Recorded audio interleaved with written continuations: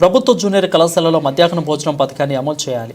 ప్రభుత్వ పాఠశాలలో మౌలిక వసతులను కల్పించాలని పీడీఎన్యూ జిల్లా అధ్యక్షులు సాయి కుమార్ అన్నారు. నారాయణపేట జిల్లా దామరద్ది మండలం కేంద్రంలో ప్రభుత్వ జూనియర్ కళాశాల పాఠశాల నుండి ఎంఆర్ఓ ఆఫీస్ వరకు పీడీఎస్యూ ఆధ్వర్యంలో ర్యాలీ నిర్వహించి ఎంఆర్ఓ ఆఫీస్ ముందు ధర్నా నిర్వహించడం జరిగింది.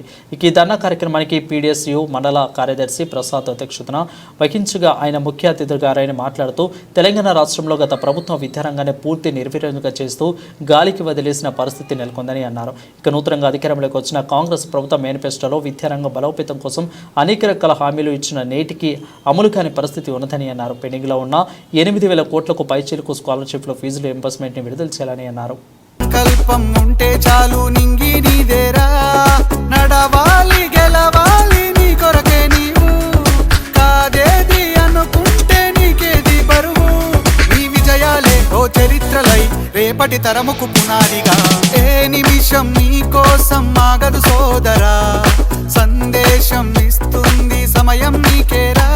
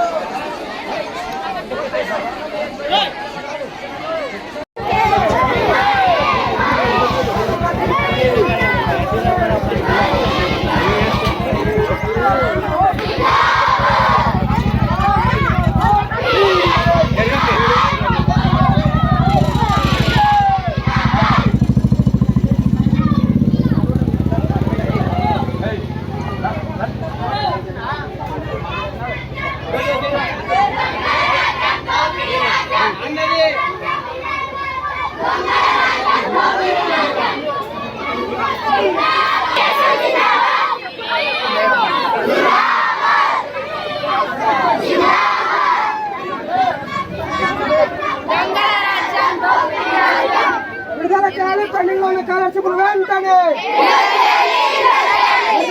పెండింగ్ ఉన్న స్కాలర్షిప్లు వెంటనే నడిపించాలి. ప్రతి గ్రామానికి ఆర్టీసీ బస్సు నడిపించాలి. ప్రతి గ్రామానికి ఆర్టీసీ బస్సు నడిపించాలి. ఇవ్వాలి మన స్కాలర్షిప్లు మాకు ఇవ్వాలి. మన స్కాలర్షిప్లు మనకి ఇవ్వాలి. जिंदाबाद जिंदाबाद जिंदाबाद जिंदाबाद